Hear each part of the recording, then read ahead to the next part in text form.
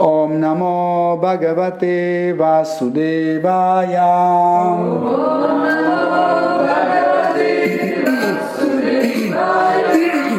Om Namo Bhagavate Vasudevaya.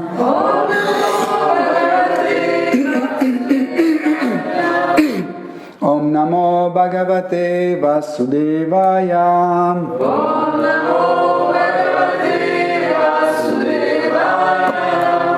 Hare Krishna, chers dévots. Nous continuons nos études de Srimad Bhagavatam.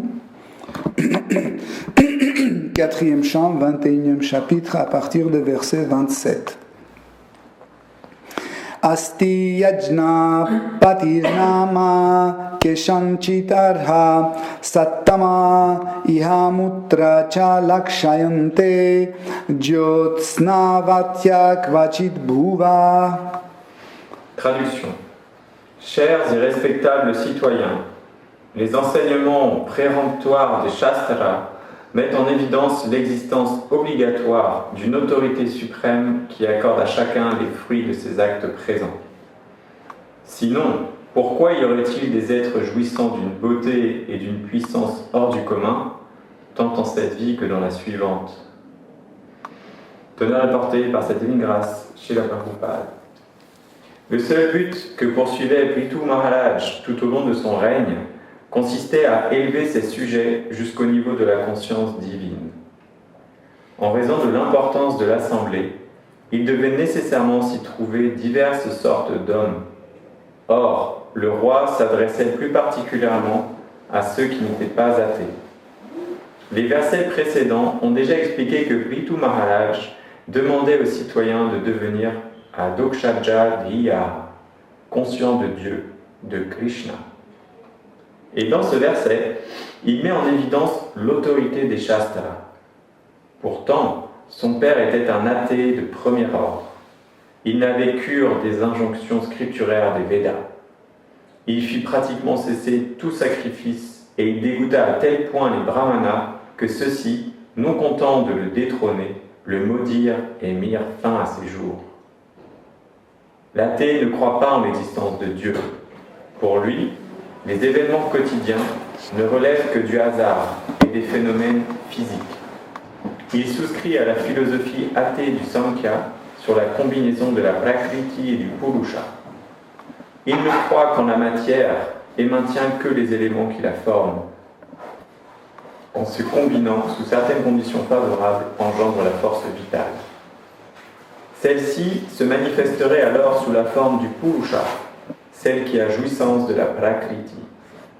Puis, l'union de la matière et de la force vitale créerait les diverses manifestations matérielles.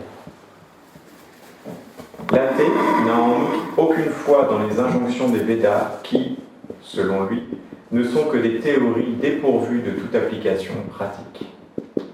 Tenant compte de tout cela, Prithu Maharaj affirma que les théistes rejetteraient unanimement l'opinion des athées, puisque la vie ne saurait exister sous tant de formes diverses sans l'intervention d'une intelligence supérieure. L'athée explique très vaguement que ces diverses formes d'existence ne sont que le fruit du hasard.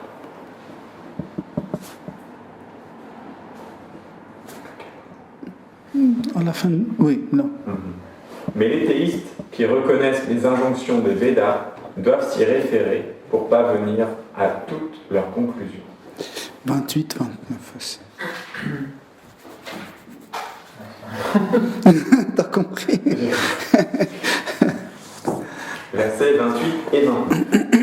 Cette vérité est confirmée non seulement par les affirmations védiques, mais aussi par le comportement de grandes personnalités comme Manu, Uttanapad, Dhruva, Priyavrata et Anga, mon aïeul, ainsi que par bien d'autres personnalités et êtres distincts ordinaires, comme Maharaj, Prahlad et Bali, tous des théistes qui reconnaissent l'existence du Seigneur suprême, lequel porte une masse.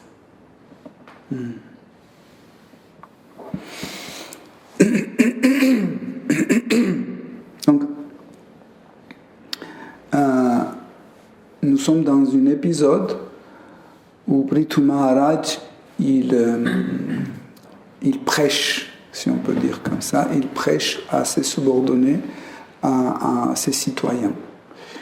Donc normalement, chaque roi, chaque responsable de n'importe quelle cellule sociale, familiale ou autre, doit prêcher la conscience Krishna. C'est ce que les Shastras disent. Parce que si la tête de chaque cellule citée ne prêche pas la conscience de Krishna et laisse ses subordonnés développer leur propre conscience à leur convenance, en fait la société commence à dégrader d'une façon très rapide et les cataclysmes, les conflits commencent à apparaître. Donc souvent nous entendons les discours des hommes politiques, des chefs d'État, etc., qui parlent pendant des heures et des heures, et à la fin, quand tu veux dire mais qu'est-ce qu'ils ont dit, et au final rien. Je me souviens une fois, j'ai regardé c'était le discours de Jacques Chirac. C'était pendant 30 minutes à peu près, j'ai écouté, et au final je voulais dire mais qu'est-ce qu'il a dit? Et finalement il n'a rien dit. C'est pas parce que cet homme n'avait rien à dire, mais il fallait rien dire. Parce que si tu dis quelque chose, tu dois défendre ce que tu dis et tu dois prendre un engagement d'après ce que tu as dit. Donc, ce genre de personnes, en fait, ils essaient de dire quelque chose sans rien dire. Comme ça, tu déclines toute ton responsabilité. Par exemple, tu dis, mais pourquoi il y a ceci, pourquoi cela? J'ai rien dit par rapport à ça. Et pourquoi le transport? J'ai rien dit par rapport à ça. Donc, normalement, en fait, chaque responsable de la société doit prêcher la conscience Krishna à ses subordonnés. Pas dans le genre, vous savez, tu prends quelqu'un, tu dois t'abandonner à Krishna. Si tu t'abandonnes pas à Krishna, tu vas pourrir en enfer. C'est pas la meilleure prédication, mais comme vous avez compris, là nous sommes devant d'une prédication extraordinaire de Prithu Maharaj. Il est tellement doux et tellement nuancé. Il dit que en fait c'est les Shastras. Il n'a pas dit que c'est moi qui vous dis.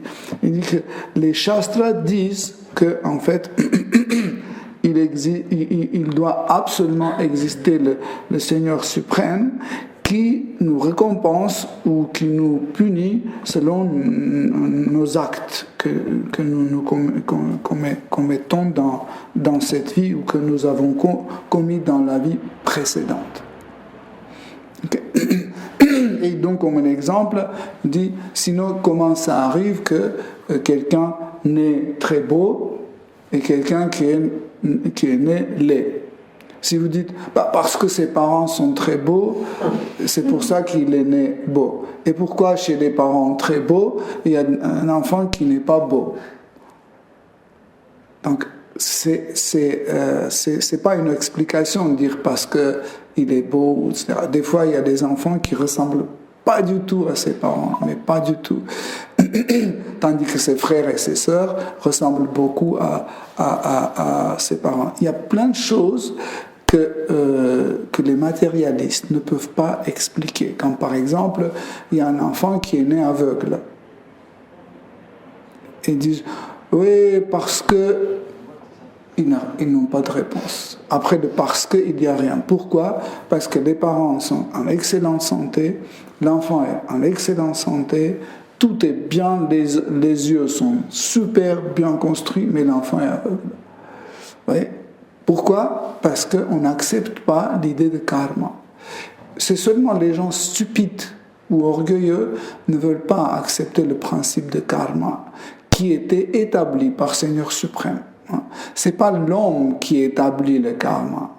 L'homme crée le karma, mais ce n'est pas lui qui établit. Comme par exemple, le criminel, ce n'est pas le criminel qui rédige la loi. Si le criminel rédigeait la loi, il dirait, bon, tu tues 5 personnes et tu vas en prison pour 1 mois. C'est largement suffisant. Non, on ne laisse pas le criminel rédiger la loi. Pareil, en fait, Krishna a rédigé la loi de karma pour que les hommes rentrent sous cette loi. Parce que si on laisse à un homme, on dit voilà, c'est toi qui vas gérer le karma. On dit bon, c'est très bien. Donc ce qui concerne moi, tout va bien. Ce qui concerne les autres, je vais les punir. C'est toujours de cet angle qu'on va agir. Tandis que Prithu Maharaj dit qu'en fait, derrière tout cela, il y a un Seigneur suprême. Et c'est lui qui est le plus juste. Pourquoi ? Parce qu'il n'a pas d'intérêt. Chaque être vivant dans ce monde matériel, il a son intérêt, sauf Seigneur suprême. Pourquoi ? Parce que tout lui appartient, il n'a pas besoin de ce monde matériel, et même s'il a besoin de ce monde matériel, c'est à lui. Et il peut faire tout ce qu'il veut, même si il abîme quelque chose, entre guillemets. Par exemple, il explose, je ne sais pas, Paris, il peut dans 5 secondes le reconstruire comme il était. Ouais. Donc Dieu n'a pas d'intérêt dans ce monde matériel. Hein. En fait, je parle d'intérêt comme un être vivant, comme nous. Nos intérêts sont différents d'intérêts de Dieu, de Seigneur suprême. Et Prithu Maharaj ici explique que derrière, en fait, tout cela, il y a Seigneur suprême. Et ce qui est important, c'est qu'il dit que, en fait,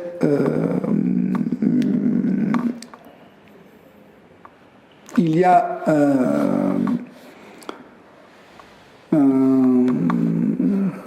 il utilise le mot lakshante, c'est qu'on peut devenir, comment on dit ça en français, achividits. Témoin. On peut devenir témoin que cette loi marche. Pourquoi ? Il ne faut pas seulement aller chercher dans la vie précédente, même dans cette vie, vous pouvez le voir. Par exemple, le matin, vous dites je suis fatigué, je vais dormir encore. Après, vous vous levez, vous courez au travail, et à midi, vous n'avez pas préparé le prasad, Krishna est resté sans prasad, et automatiquement, vous allez chercher au Franprix des chips, je ne sais pas quoi, pour compléter le manque. Ok, donc là, vous pouvez dire, ça c'est le karma. Pourquoi ? Parce que si je me couchais tôt, si je me levais tôt, si je cuisinais, midi, j'aurais le prasad. Donc, c'est pour ça que Prithu Maharaj dit que nous devenons aussi les témoins dans cette vie, les témoins que ce principe de karma marche. Okay? Donc,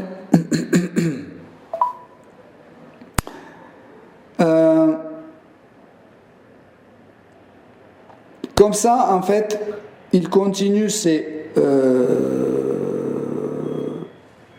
sa prédication. Prithu Maharaj continue sa prédication.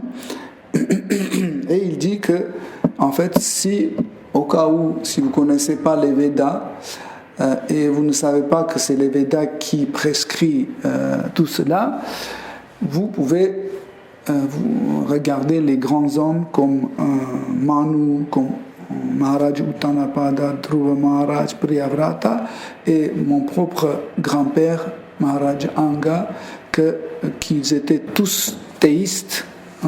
Ça veut dire il suivait la voie de Dieu. Vous savez que la société est partagée en théistes et athéistes. Les théistes, c'est ceux qui sont convaincus qu'il y a la source de tout et de tous, et cette source, c'est Dieu, et Dieu, c'est une personne, Hein? Théo veut dire Dieu. Théo. Théiste, c'est ceux qui, en fait, se penchent vers ce concept de Dieu. Athéiste, c'est une autre catégorie, de gens qui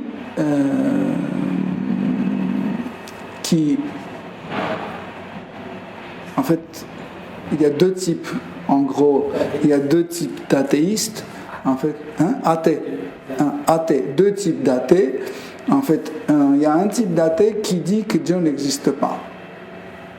Ils sont convaincus que Dieu n'existe pas, tout est la matière, etc.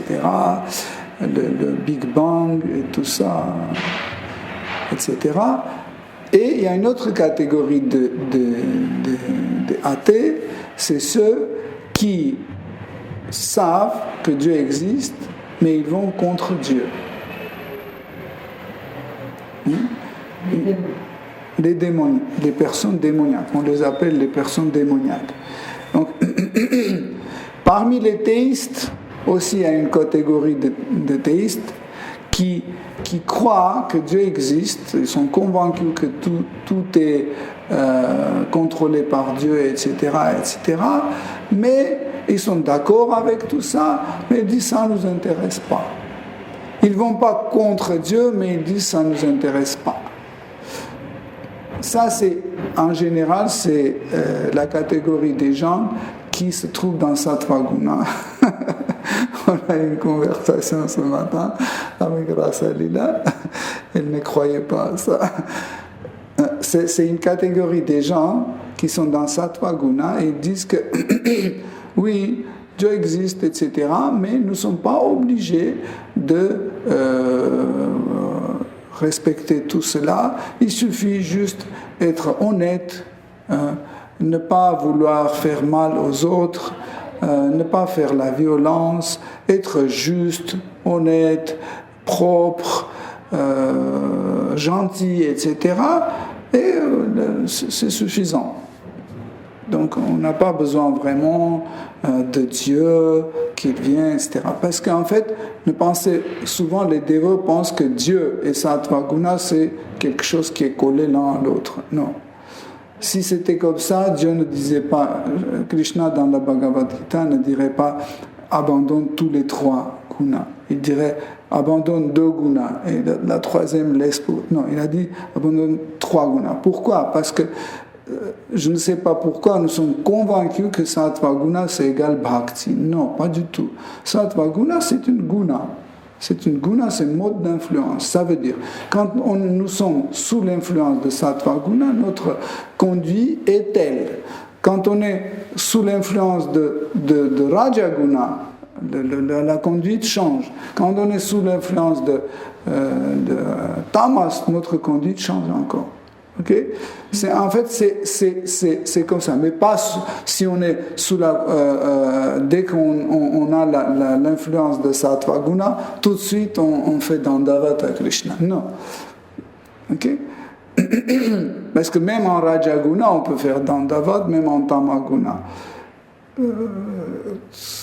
Toutes les versions toutes les versions existent. Okay? Mais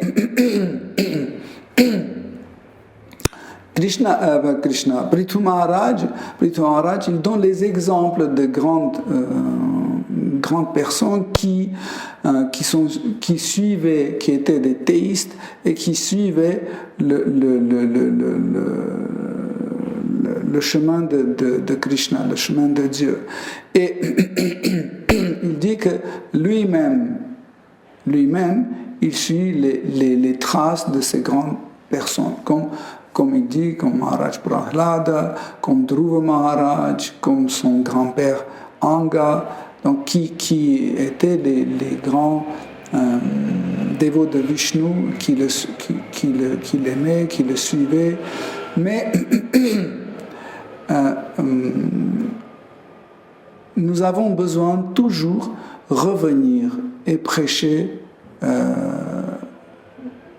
de nouveau et de nouveau, de nouveau.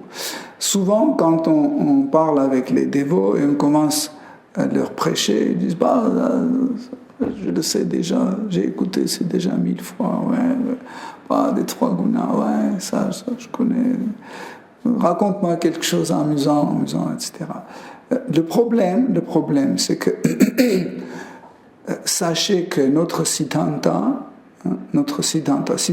c'est tous les principes de notre philosophie, les principes basiques de notre philosophie. Et si on ne revient pas périodiquement sur tel ou tel principe, on commence à les oublier, ignorer et ne plus les appliquer. Donc ne pensez pas que, voilà, ça y est, ça on a passé, j'ai lu la Bhagavad Gita, c'est coché, j'ai lu Bhakti Rasamrita Sindhu, c'est coché, etc. Donc c'est bon, je peux être tranquille, manger le prasad, chanter Hare Krishna, le reste c'est bon. Non, parce que ce qui se passe, c'est que notre intellect rentre chaque seconde en contact avec l'énergie matérielle. Et l'énergie matérielle a sa façon d'agir. Et nous avons ce corps matériel.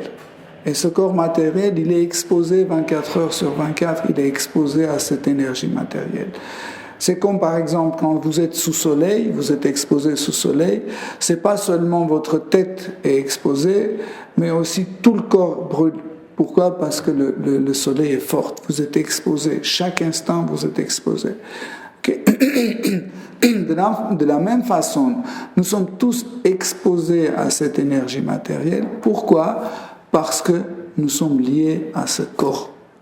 Ce corps n'est pas seulement exposé à l'énergie matérielle, il est la partie de l'énergie matérielle, okay? Mais qui est consciemment, d'une façon consciente, est coupé de l'énergie matérielle. Okay? Vous vous souvenez, on disait toujours, c'est pour cette raison, notre corps ne se mélange pas avec le reste. Okay? Tant que notre conscience, le concept de notre conscience maintient cette idée de l'objet ou de la forme d'un être vivant, cet objet ne disparaît pas. Il suffit que cette maintenance disparaisse, ça revient à ces éléments initiaux. Ça veut dire que ça se transforme de nouveau en terre, l'eau, feu, air et l'espace. Ça revient dans ces éléments initiaux. Donc, quand on applique un nouveau concept, par exemple le concept d'un bâtiment, qu'est-ce qu'on fait ? On prend ces 5 éléments, on les mélange et on reprend, et ces 5 éléments de nouveau prennent en fait cette forme qui a cette idée d'existence. Jusqu'au moment où on le maintient, ça existe. Dès qu'on enlève cette maintenance, ça s'écroule et ça se mélange. Okay? Donc, pour cela, en fait, notre intellect doit tout le temps être protégé par le rappel, chaque fois par le rappel de nos principes, de notre Siddhanta. Chaque fois, on doit tout le temps, ça doit revenir, que nous ne sommes pas ce corps-là, que Krishna voit toujours ce que je fais, que Krishna peut être content, il peut être ne pas content, que Bhakti vient de Bhakti, que pour avoir Bhakti, il faut rencontrer un Bhakta, etc., etc. En fait, tout ce que vous connaissez, il faut revoir. Pour ça, quand on étudie Srimad Bhagavatam, il ne faut pas lire Srimad Bhagavatam juste comme un livre d'histoire, comme un Alexandre Dumas. Vous voyez, il faut lire, en fait, pour trouver dans cette histoire, par exemple, vous étudiez l'histoire de Prithu Maharaj, il faut trouver en fait les preuves de toute notre Siddhanta. Ça veut dire trouver que, voilà, Prithu Maharaj a compris qu'il est pas ce corps, il a compris qu'on ne doit pas s'attacher à notre prestige matériel. Et il y a plein de choses comme ça qu'on doit répéter à nous-mêmes ou répéter aux autres, parce que quand vous répétez aux autres aussi, vous le recevez aussi. Comme par exemple dans Chaitanya Charitamrita, Krishnadas Kaviraj écrit que en fait la partie la plus essentielle de la Dini Shakti, l'énergie plaisir, c'est Krishna Prema, l'amour pour Krishna. Et quand nous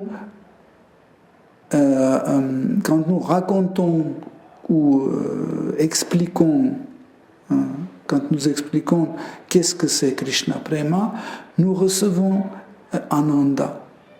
Pourquoi ? Parce que cet élément, Krishna Prema, vient de la Dini Shakti, d'énergie de plaisir. C'est comme par exemple si vous prenez un morceau de glace de frigo, okay, tout de suite vos mains deviennent mouillées. Pourquoi ? Parce que cette glace a une provenance, ça vient de l'eau, donc elle contient de l'eau. Et quand vous rentrez en contact avec cet objet, donc vous recevez cette eau. Pareil, en fait, de quel sujet vous parlez, quel sujet vous traitez, vous méditez, en fait, vous recevez, par ce contact, vous recevez les qualités de ce sujet. Vous voyez la nuance ? C'est hyper important pour qu'on comprenne. C'est comme ça, pareil, quand on dit que les gunas nous influencent, etc., parce que nous rentrons en contact avec les gunas. Si on ne rentre pas en contact, on ne reçoit pas ça. Par exemple, quand on est complètement plongé dans Srimad Bhagavatam, dans Krishna Katha, par exemple, on écoute attentivement un divertissement de Shri Krishna, c'est impossible que les gunas nous influencent. C'est impossible. Vous comprenez ? Parce que nous ne sommes pas en contact. Nous sommes en contact avec Krishna Katha. Ça veut dire on reçoit de Krishna Katha. Mais si notre attention est partielle, donc l'effet sera partiel. Par exemple, 60% de guna, 40% de Krishna Katha. Okay? Tout dépend à quel point on est en contact ou avec Krishna Katha ou avec trois gunas. C'est comme ça. Le principe de sadhana est construit sur ça, qu'un dévot, d'une façon consciente, il commence à changer tout dans sa vie, sa façon de parler, sa façon de s'habiller, sa façon de manger, penser, même à la maison, il commence à virer des choses, il dit j'ai trop de choses, c'est tamaguna, il faut virer. Il y a des choses que je n'utilise pas, il faut virer, il faut alléger, faire plus d'espace. Il ne faut pas mettre des choses qui attirent mon attention et me dévient de la conscience Krishna, qui me rappelle Krishna, qui me rappelle les dévots, etc. Donc ça aussi c'est une partie de sadhana. La réorganisation de la vie, c'est aussi sadhana bhakti. C'est pas seulement le devoir. C'est pas seulement le devoir, je dois chanter 16 tours, je dois me lever à 4 heures, etc., etc. C'est pas seulement ça. Aussi la réorganisation de la vie, même changer la couleur des murs, etc., ça fait aussi partie de notre sadhana. Voyez? Par exemple, essayer de ne parler pas d'une façon très impulsive, essayer de ne pas manger trop, etc., etc. Plein de choses différentes. Ranger pour que le chaos ne soit pas présent dans notre appartement. Parce que quand il y a un chaos dans l'appartement, automatiquement, les yeux qui voient ce chaos, parce que qu'est-ce que c'est un chaos ? C'est un désordre. c'est un état de désordre. Quand on voit cet état de désordre, ça rentre et ça met notre intellect et notre mental met dans le désordre. Et ça commence à fonctionner d'une façon chaotique. Okay? Pour ça, en fait, nous devons ranger des choses. Peut-être vous dites, oh, mais ça n'a rien à voir avec la conscience Krishna. Oui, ça a un lien direct avec la conscience Krishna, plutôt un lien direct avec la pratique de la conscience Krishna. Voilà pourquoi aussi que chaque dévot doit recevoir en fait, doit recevoir la connaissance ou la qualification, atikara. Il doit recevoir la qualification d'une façon ordonnée et structurée. Quand un dévot commence à recevoir les connaissances d'une façon chaotique, il n'arrive pas à pratiquer sa vie dévotionnelle. C'est très difficile parce que il a un bout de ici, un bout de là, un bout de là.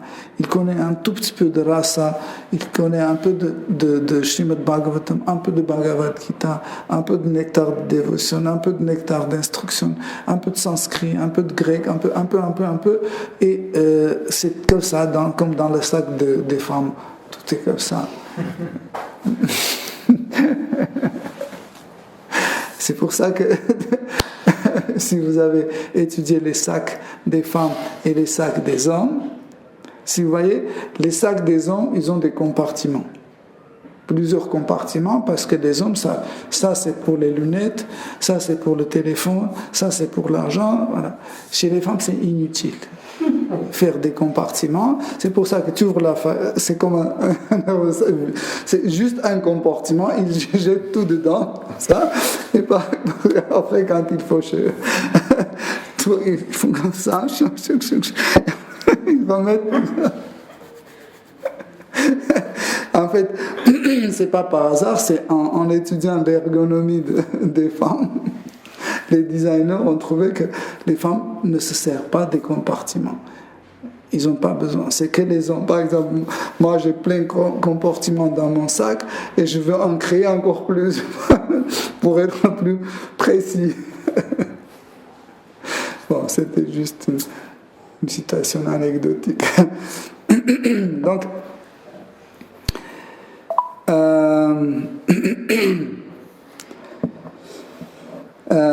ce qui est intéressant aussi dans ce verset 28-29,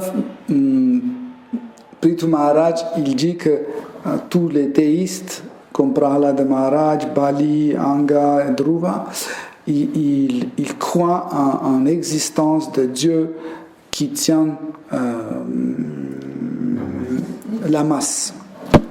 Qui tient la masse. Hein? Gadadhar. Le nom de Krishna qui tient la masse est Gadadhar. Il y a aussi Chakradhar qui tient le chakra. Gadadhar, Chakradhar, Siddhara, c'est celui qui tient. Dhar, c'est celui qui tient. Giridhar, qui tient le Giri. Giri, c'est la colline, la montagne. Donc, c'est intéressant. Pourquoi, par exemple, Prithu Maharaj n'a pas donné un autre exemple, hein? Pourquoi il n'a pas dit, par exemple, Ramachandra? Pourquoi il n'a pas dit Krishna?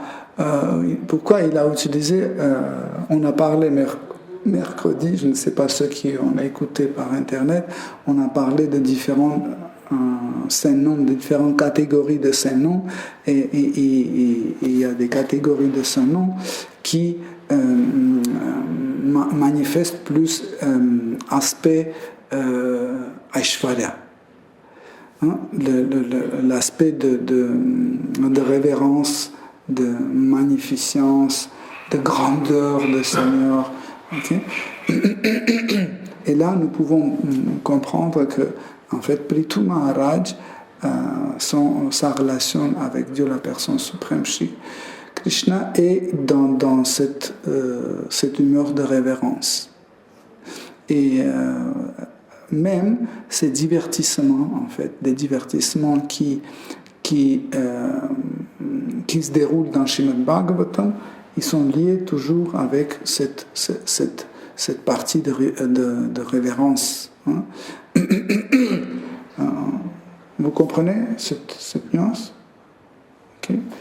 Vilice, Augustistva Vilice. Et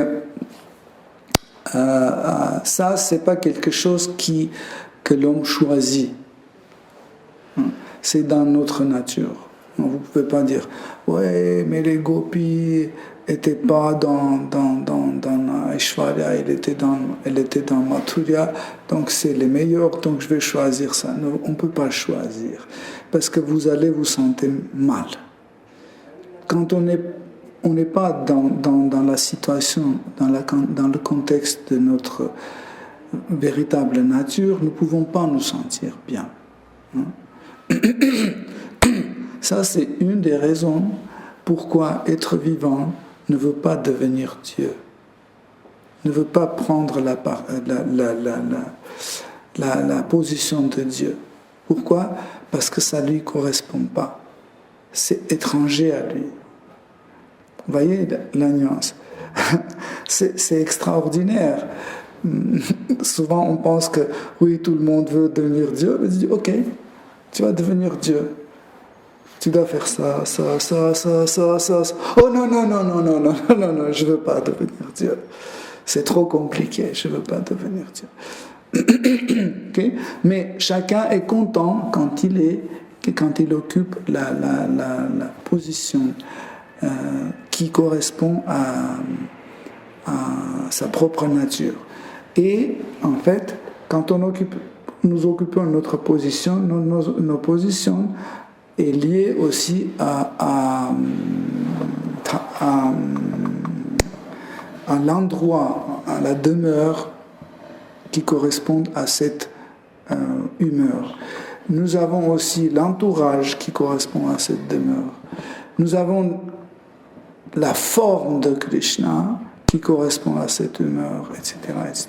Donc il y a plein de critères qui nous assurent pour que notre véritable nature soit comblée, soit complètement satisfait. Par exemple, celui qui est un habitant de Vaikuntha, il ne peut pas aller vivre à Vraj. Ce sera très compliqué. Par exemple, il ne peut pas s'asseoir par terre, dans la poussière, voyez, sentir l'odeur de la bouse de vache, c'est pas son humeur. Ça sera difficile pour lui. Et je peux vous dire que dans la pratique de la conscience Krishna, quand un sadhaka fait sa pratique, petit à petit, quand ses sens commencent à être purifiés, nous voyons qu'il commence à manifester sa nature. Par exemple, il devient très, je ne sais pas comment ça se dit en français, quand voilà, ça c'est ça, voilà, ça c'est pas propre, voilà, ça c'est... comment on dit ça? En russe, comment on peut dire? Tatillon. Je ne sais pas. Vous avez compris. Oui. Oui, mais cette chaise est trop simple, elle est en plastique, c'est pas beau. Non, exigeant, tu peux être exigeant dans différents sens. Donc petit à petit, il commence à montrer certaines choses par rapport à certaines choses. Non,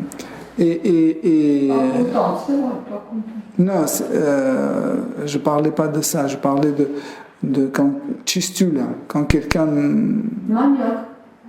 maniaque, mais tu peux être maniaque par rapport à différentes choses. Plus précisément par rapport à propreté. À propreté, oui. C'est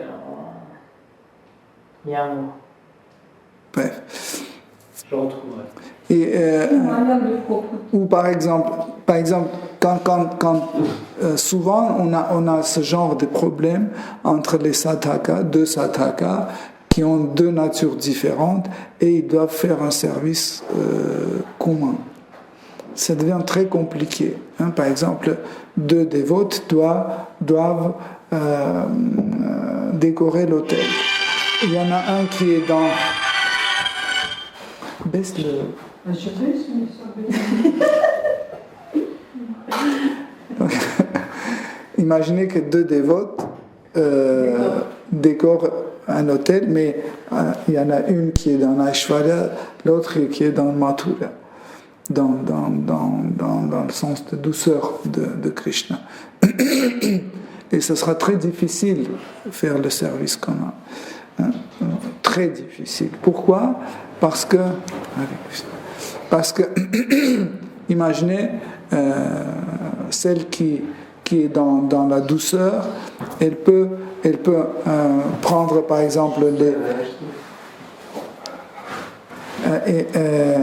elle peut prendre par exemple les bananes ou les avocats et mettre directement sur l'autel. Et l'autre qui est dans la Shvaja, il va dire non, il faut absolument mettre sur un plateau, etc. Et, voilà. Et elle va dire on peut mettre la mangue entièrement. Elle dit mais non, il faut le couper.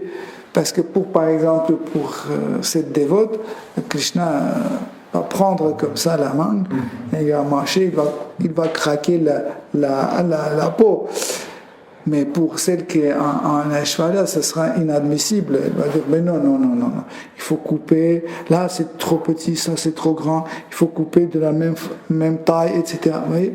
Donc, et ça sera compliqué pour faire un service dévotionnel ensemble. Pour cette raison, les grands acharyas établissent le standard. Maintenant, vous comprenez pourquoi nous avons un standard. Le standard n'est pas pour étouffer les gens, le standard n'est pas pour appliquer une sorte de violence ou autre. Non, le standard pour établir la paix entre les dévots. Okay? Par exemple, encore nous prenons ces deux dévotes qui arrivent, donc elle dit non, on va mettre les mains comme ça, elle va dire non, on va couper comme ça. Et elle commence à disputer. Il y a un chef Pujari qui arrive, il dit stop. Voici les standards. On prend la moitié de mangue, on coupe en deux et on met sur le plateau et on met sur la... C'est tout. Voilà. Donc on fait le standard. En fait, le standard a été établi pour qu'on puisse faire un service ensemble. Ok? Le service d'adoration, de puja, de la cuisine, etc., nous avons ces standards. Parce que si on n'a pas de standard, nous pouvons ne pas comprendre l'un l'autre. Comme dans l'histoire où Sri Ramachandra avec Lakshman, il passait la forêt pour aller sauver la vie sauver Sita Devi qui était enlevée par Ravana. Et quand ils sont passés à côté d'une petite ermitage d'une vieille femme qui vivait dans cet ermitage toute seule, hein, elle méditait toute sa vie sur Sri Ramachandra, elle était sa dévote, mais elle vivait toute seule dans la forêt, c'est très difficile. Et elle était presque aveugle, elle ne voyait pas bien. Mais ses sens étaient tellement forts quand Sri Ramachandra a ouvert la porte de son jardin, sans le voir, elle a dit Ram. Elle a senti tout de suite que c'est Sri Ramachandra qui est venu. Et après, elle était tellement contente, elle a fait s'asseoir. Elle a fait s'asseoir Shriram et Lakshman. Elle voulait leur offrir les fruits. Mais parce qu'elle ne voyait pas bien, elle ne savait pas quel fruit, ce qu'elle ramassait, quand elle cueillait comme ça, elle ne savait pas si c'est mûr ou pas mûr. Seule façon de savoir, c'était les goûter. Qu'est-ce qu'elle faisait? Elle prenait comme ça, elle goûtait, elle disait ça c'est pas bon. Elle prenait, oh ça c'est bon. Elle donnait à tous les deux, et à Lakshman et à Ramachandra. Mais Lakshman suivait le dharma. Il disait, on ne peut pas offrir à Seigneur quelque chose qui a été déjà goûté par quelqu'un d'autre. Hein? C'est hors standard. Et nous ne pouvons pas manger non plus quelque chose qui n'est pas offert à Krishna. Okay? Donc c'est pour ça qu'il n'arrivait pas à manger. Mais Sri Ramachandra prenait ce que cette femme goûtait et il mangeait. Comme ça. Vous voyez, en fait, ça c'est c'est pas dans les standards et on ne peut pas l'établir comme standard. On ne peut pas dire que tout le monde doit faire comme ça parce qu'il y en a, qui, comme Lakshmana par exemple, il n'a pas pu accepter ça. Hein? En général, Ayodhya a un statut assez particulier dans le monde spirituel, c'est qu'en fait c'est le domaine Dhamma de Dharma. Dharma Dhamma. Dharma Dhamma. En fait, le plus important, c'est le Dharma. En fait, tout le monde, tous les habitants, même les fleurs, les pierres, je ne sais pas, les arbres, etc., ils sont convaincus à 100% que pour faire plaisir à Sri Ramachandra, il faut suivre le Dharma. Okay? Même ceux qui connaissent bien le Ramayana, vous savez, à la fin, quand Sri Ramachandra a envoyé en exil sa femme, qui était en même temps enceinte, il a envoyé en exil dans la forêt, ok? C'était pas parce qu'elle a fait quelque chose ou c'était, je sais pas, un accident ou quoi que ce soit, c'était que Sri Ramachandra établissait le dharma. Règle. Donc, les règles les plus importantes. Comme par exemple, quand Dasharatha, il voulait pas que son fils parte, et normalement, en fait, il pouvait faire de telle sorte que s'il demandait aux brahmanas, les brahmanas pouvaient sortir 150 000 raisons pour lesquelles Sri Ramachandra doit rester et être trôné, etc., etc. Était intronisé, mais Sri Ramachandra a dit non. Le meilleur, c'est montrer l'exemple. Ça veut dire montrer dharma, comment on suit dharma. Okay? Mais en même temps, à Ayodhya, autour de dharma, il y a aussi côté Mathurya un peu. C'est pour ça qu'il existe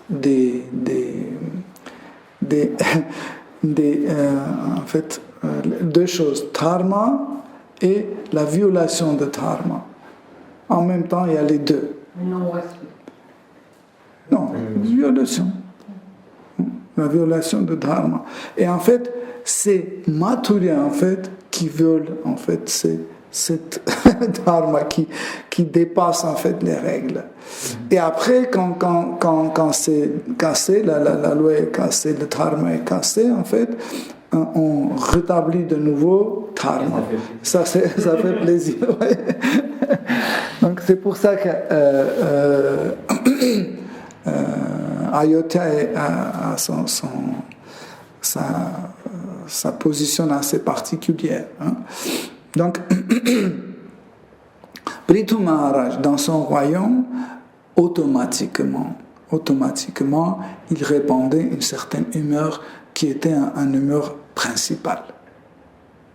Donc, vous ne pouvez pas faire autrement. Parce que, voyez, prenons un exemple, quand Hiranyakashipu régnait sur le monde, et en fait, tous les postes principaux occupaient les démons. Tous les chefs d'État, tous les chefs de, je ne sais pas, de différentes choses, c'était les démons qui occupaient ces places. Okay? Et après, quand il était tué par Shinrisimadev, c'était Prahlad Maharaj qui a pris en fait la règne sur le monde. Sur le monde démoniaque, en fait. Et là, il ne forçait personne, parce que dans son discours, Prahlad Maharaj a dit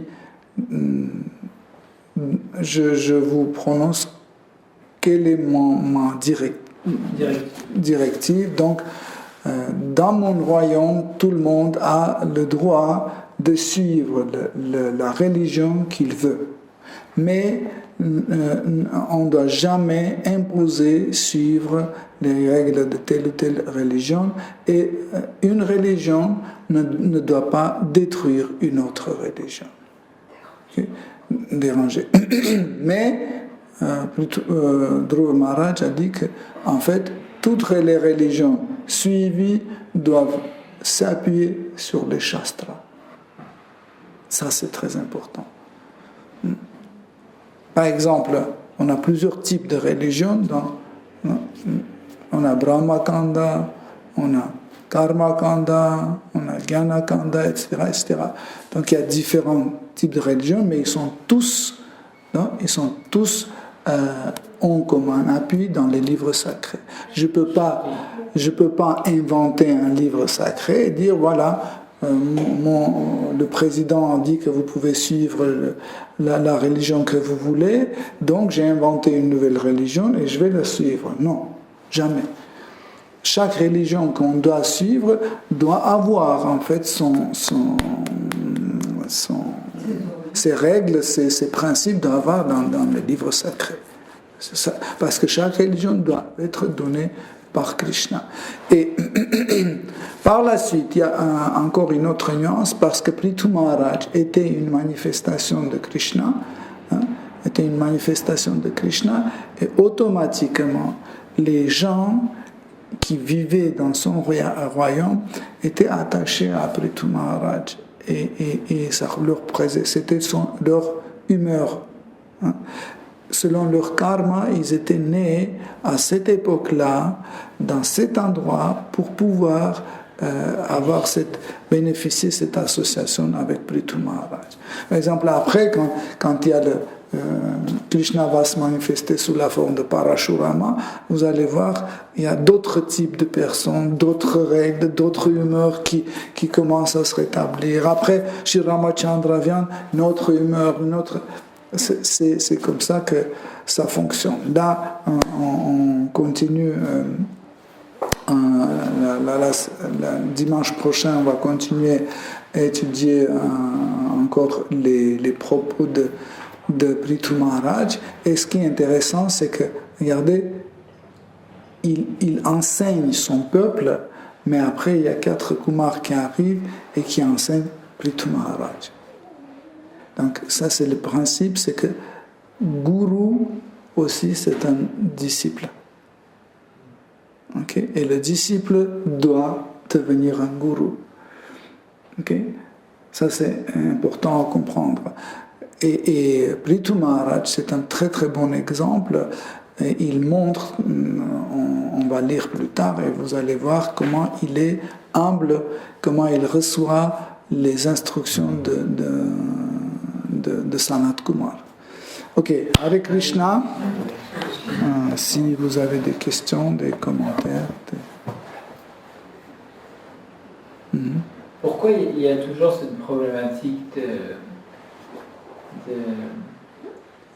d'arriver par dharma à bhakti? Il y a quand même toujours, même dans Bhagavatam, il y a toujours ce côté très dharma qui traîne partout. En réalité,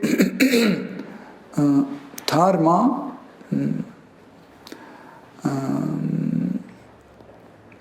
et sadhana ne sont pas 100% la même chose.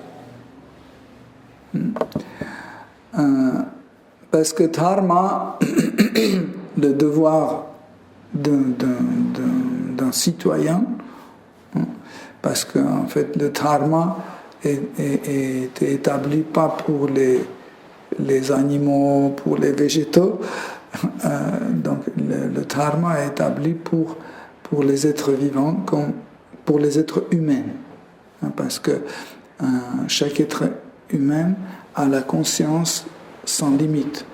Vous pouvez élargir votre conscience sans limite. Tandis que les animaux, ils sont par défaut déjà programmés et limités. Ils ne peuvent pas sortir de ses limites. C'est rare quand par la miséricorde de Krishna, tel ou tel animal ou végétal peut élargir sa conscience, etc. Il y a des descriptions comme ça dans les livres sacrés où les animaux deviennent des dévots. Comme par exemple de Bharat Maharaj qui est devenu un cerf. Il pratiquait la conscience Krishna dans le corps d'un cerf. Ou par exemple un éléphant, le disciple de Rasikananda, il y a des exemples comme ça, mais la loi ou le dharma ou le devoir était écrit pour les êtres humains. Okay? Mais ça ne veut pas dire 100% que si on suit le dharma, il s'agit de Varnashrama Dharma, on a bien détaillé, on a bien étudié Varnashrama Dharma. Donc, ça ne veut pas dire que si on suit Varnashrama Dharma à 100%, donc on va absolument devenir un dévot. Pour cette raison, en fait, les Shastras nous donnent 4 types d'activités qui suivent l'un l'autre. Dharma, Artha, Kama, Moksha. Okay? Et donc, selon le Dharma, on arrive à un Moksha différent. Okay? Donc, Moksha, c'est la libération. Dharma, c'est le devoir. Artha, c'est ce que nous produisons selon ce devoir. Un Kama, c'est le plaisir qu'on ait en consommant des produits que nous avons produits, et en consommant ces produits, on a une libération. Okay? Donc, tout dépend de la notion de dharma. C'est pour ça que le dharma n'est pas la même pour tout le monde. Pour un brahmana, dharma est différent. Pour kshatriya, dharma est différent. Pour vaishya, c'est différent. Pour shudra, c'est différent. Pour sannyas, c'est différent. Pour brahmachari, c'est différent, etc., etc. Pour chaque varna et chaque ashram, le devoir n'est pas le même. Ça change. Ok? Donc, automatiquement, en changeant en fait d'un dharma à l'autre, vous pouvez avoir différents résultats de moksha. Par exemple, le devoir d'un brahmana, c'est enseigner les autres dans la connaissance des shastras. Okay? Donc, et au final, quelle est sa libération? Ça dépend du fruit qu'il a produit. Qu'est-ce qu'il a produit? Il a produit les disciples qui connaissent les shastras. Okay? Donc, s'ils connaissent les shastras, ils vont bien diriger cette société. La société sera tranquille.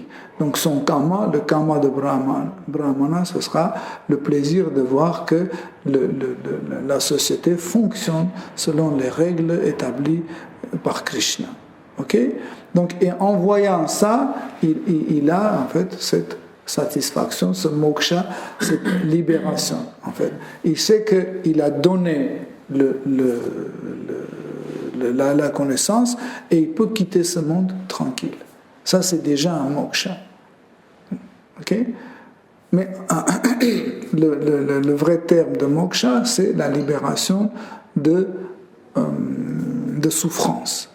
Donc, un brahmana qui a réussi dans ces premiers 3, donc il ne va pas souffrir parce qu'il a pu établir son dharma. Mais s'il n'arrive pas à établir son dharma, comme dans l'histoire de Maharaj Vena, vous vous souvenez, les brahmanas essayaient d'enseigner quand il était petit, Maharaj Vena, mais il était tellement démoniaque, il ne voulait pas écouter, il faisait tout comme il voulait, il ne respectait pas les shastras, etc., etc. Donc, tout ce qu'il a ils ont produit, en fait leur produit c'était roi Vena. Donc il n'y avait pas de karma, donc, et du coup il n'y avait pas de la libération. Donc la libération a eu quand ils ont tué, par les mantras, ils ont tué Maharaj Vena. Vous voyez? Donc en fait, il faut voir comme ça. Encore une fois, il ne faut pas lier absolument le dharma avec bhakti. Okay? Parce que si on lit dharma change. Bhakti est stable. Vous voyez? Bhakti c'est stable, bhakti c'est constant. Tandis que dharma change. Par exemple, je suis un brahmachari, mon dharma est tel. Je me marie, hop, mon dharma change. Tandis que bhakti ne change pas, bhakti est constant.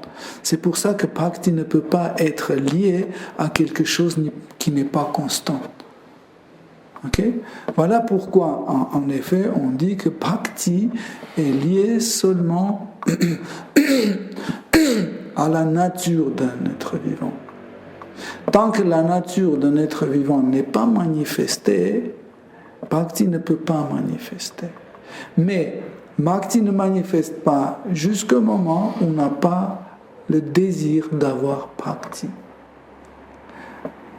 Comme dit les grands acharyas, ni les actes pieux, ni l'austérité, ni le renoncement, ni la connaissance, etc., ne peuvent pas nous amener automatiquement à bhakti. Mais juste le désir d'avoir bhakti peut nous amener à bhakti. Okay? C'est comme ça. Mais pour avoir bhakti, il faut avoir un bhakta qui est le porteur de bhakti. Okay? Comme par exemple, vous ne pouvez jamais demander du yaourt, désirer du yaourt, si vous ne connaissez pas qu'est-ce que c'est yaourt. Mais un jour, quand vous avez rencontré le yaourt, même quand vous n'avez pas mangé, mais vous avez vu comment quelqu'un mange le yaourt, ça doit être bon, je veux, vous manifestez le désir. Mais tant que vous n'avez pas vu le yaourt, comment vous pouvez manifester le désir d'avoir un yaourt? Pareil le bhakti, tant que vous n'avez pas rencontré un bhakta qui est le porteur de bhakti, le désir d'avoir le bhakti ne va jamais se manifester. Vous comprenez? Donc, quelqu'un peut être un très bon dharmi, ça veut dire le suiveur de dharma. Vous pouvez le rencontrer et il ne va pas vous donner l'inspiration inspirée pour vouloir avoir un bhakti. Merci. Hare Krishna. J'ai plusieurs questions, mais là, avec la question d'Atman Lama, quand tu as expliqué que bhakti c'est constant, j'ai du mal à comprendre parce que, dans un sens, on dit aussi que la relation avec Krishna, elle évolue constamment, enfin, elle est infinie, donc j'ai du mal à voir qu'est-ce qui est constant dans bhakti exactement.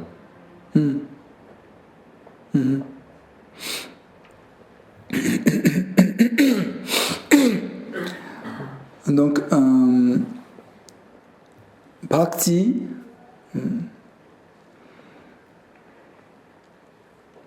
quand elle commence à se manifester, elle commence à montrer les bhavas. C'est quelque chose un peu compliqué, mais je vais essayer doucement aller. Donc, comme par exemple le soleil. Comment vous savez que le soleil se lève? Vous regardez la fenêtre, vous voyez qu'il ne fait plus noir. Vous voyez les arbres déjà petit à petit. Vous voyez des trucs. Vous voyez plus les étoiles. Et à un petit moment, le ciel devient rose, tout rose. Vous dites, voilà, le soleil se lève. Mais vous n'avez pas encore vu le soleil. Mais vous avez compris que le soleil commence à devenir présent petit à petit. Pareil, comment on commence à comprendre qu'il y a le bhakti qui se lève comme le soleil quand on voit ses symptômes. Et ces symptômes sont des bhavas. Ces symptômes sont bhavas. Et le premier bhava, c'est sthāyi bhava. L'attraction, le rati. Quand tu veux toujours aller, tu es attiré tout le temps. Comme par exemple quand vous êtes affamé et vous voyez la nourriture, et il y a une attraction vers la nourriture. Vous ouvrez le frigo, vous allez au magasin, ça vous attire. La cuisine vous appelle, viens. Ouais. Cette attraction, forte attraction, c'est rati. Et rati, c'est sthāyi bhava. Sthāyi veut dire constant. Veut dire constant. Qui ne change pas, c'est constant. Okay? Voilà pourquoi Bhakti, dès qu'elle se manifeste, c'est constant. Okay? Des fois on dit, oui, mais comment ça se passe, c'est possible. Des fois on voit un dévot qui arrive dans la conscience Krishna, 30 ans il pratique, c'est un très bon dévot, et après il abandonne, il n'est plus dans la conscience Krishna, maintenant il fume, il boit, parce qu'il n'y avait pas de Bhakti. Nous ne comprenons pas que sadhana bhakti, c'est pas bhakti. Et celui qui pratique sadhana bhakti, c'est pas encore un bhakta, c'est un sadhaka. Okay? Parce qu'un bhakta a passé déjà le processus anartha nivritti. Et il est devenu nishta, constant. Okay? C'est après nishta, il y a le goût. Il y a le goût. Et ce goût, tu commences à chercher. En fait, c'est là où il y a une petite manifestation de sthāyi bhava, rati. C'est rati où il se manifeste un peu. C'est pour ça que tu es attiré tout le temps. Tu dis, ce soir il y aura kirtan. Oh là, les dévots vont cuisiner chapati. Oh, je vais y aller là-bas. Oh, les dévots vont décorer la tête. Oh, je vais y aller. Oh, ils font harinam. Oh, je vais y aller. Oh, Krishna Katha. Oh, je vais. Pourquoi? Parce que chaque fois il y a un goût. Tu sais que Srimad Bhagavatam c'est chapati c'est ou harinam c'est la distribution des livres. Il y a toujours un goût. Et c'est ça que tu cherches. Okay? Mais pour arriver à Nishtha, à la stabilité, à cette constance, il faut passer par Anartha Nivritti. Mais Anartha Nivritti, c'est un processus. Souvent, on pense que c'est quand tu regardes, tu dis voilà, c'est bon. J'ai plus de mauvaise qualité, donc c'est bon, Anartha Nivritti. Voilà, je n'envie à personne. Je déteste personne, je crie pas, je maîtrise mes sens, donc j'ai passé en Anartha Nivritti. Non. Le processus d'Anartha Nivritti, c'est quand on remarque ces choses-là. Quand on dit, oh Dieu, j'ai envie, ce dévot. Pourquoi? Parce qu'il a eu 2 chapatis et moi j'ai 1. Vous comprenez? Dès qu'on a remarqué qu'on est envieux, dès qu'on a remarqué qu'on est orgueilleux, dès qu'on a remarqué on se sent mal, ça c'est un Anartha Nivritti. Parce qu'un Anartha Nivritti, c'est un processus. Un processus, c'est comme ça, quand le dévot remarque ses mauvaises qualités et ça lui fait mal, ça c'est un Anartha Nivritti. Il se débarrasse de ça. Par bhajana kriya, ça veut dire par la pratique de service dévotionnel. Okay? Et c'est ça qui nous amène à Nishtha. Et après Nishtha, il y a Ruchi. Et ce Ruchi, en fait, ce goût, est quelque chose qui nous met en stabilité parce que ça, le bhakti, le pratique de bhakti commence à nous plaire. Okay? Et après, il y a un asakti. En fait, il y a l'attraction, forte attraction par Krishna. Et après, quand il y a le bhava, là, c'est quand il y a le bhava, donc ça veut dire que le dévot arrive à l'état de bhava bhakti. Et dans le bhava bhakti, sthāyi bhava est manifesté. Parce que les 4 groupes de bhava se manifestent l'un après l'autre.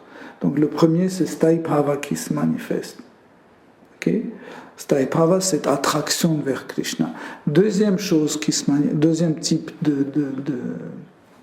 de bhava qui se manifeste, c'est vibhava. Vibhava, c'est le sentiment qui est Krishna.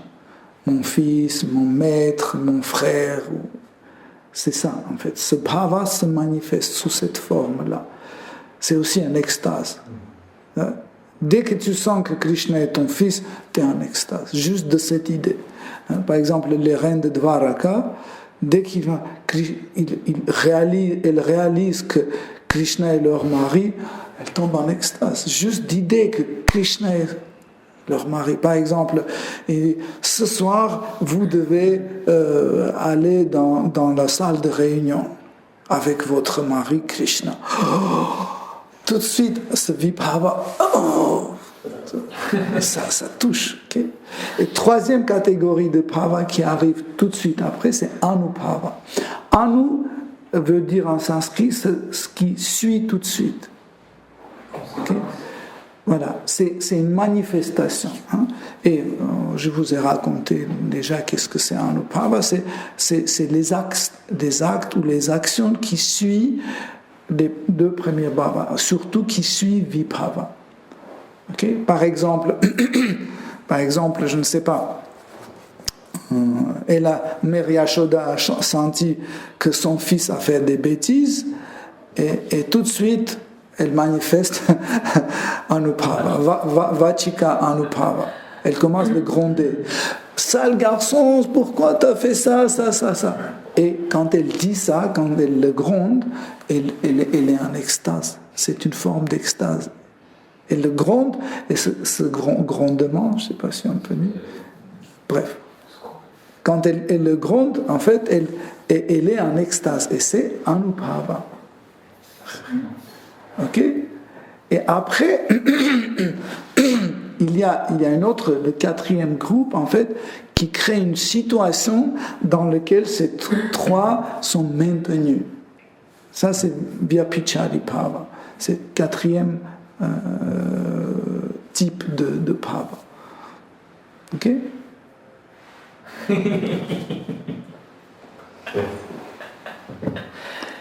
Donc, ne pensez pas que c'est inutile, de toute façon, on ne va rien comprendre, c'est faux. Chaque fois, vous comprenez mieux, à chaque fois, vous comprenez mieux, et on peut la répéter 1 million de fois, parce qu'à chaque fois, on réalise un autre aspect de la même chose. Et à la fin, on comprend. Tout, en fait, ce tout, il est infini, mais on peut toujours aller plus, oui, parce qu'en fait, vous voyez,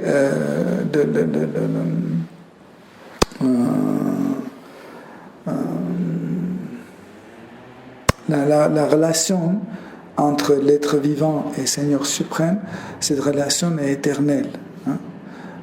Et la compréhension de cette relation s'appelle Sambandha Jnana. Et cette Sambandha Jnana n'est pas comme ça, une fois j'ai compris que Krishna est mon fils et c'est fini. Non. Ça continue éternellement. Tu continues encore et encore, rentrer dedans. Chaque jour, tu peux dire un jour, mais comment Krishna est mon fils si moi je ne suis pas foncé, mon mari n'est pas foncé et lui il est foncé? Par exemple, Mère Yashoda était des fois perplexe pourquoi son fils est foncé. Des fois, Mère Yashoda en extase, elle prend la couleur de Krishna. Vous savez? La couleur de Mère Yashoda est une couleur dorée un peu, pas comme Shrimati Radharani, mais vraiment dorée, parce que Radharani n'est pas doré, Radharani est la couleur de beurre. Vous voyez, la couleur de beurre, c'est extraordinaire. Nous sommes trop foncés par rapport à ça. Mais Mère Yashoda, elle est dorée. Et quand elle est en extase, elle rentre dans l'humeur de son fils, elle devient foncée comme Krishna. En fait, ce que vous voyez dans le temple de Rouen, Mère Yashoda est foncée, donc elle est dans l'état d'extase. C'est pas sa couleur habituelle, mais c'est dans l'état d'extase.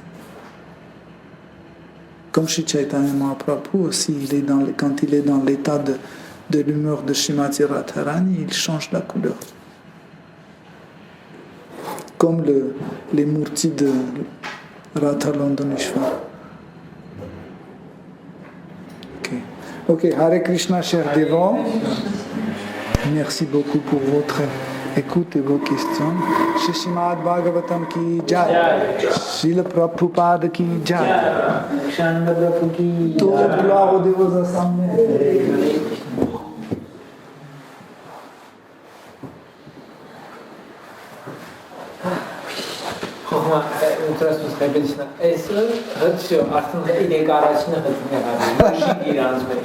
Hazır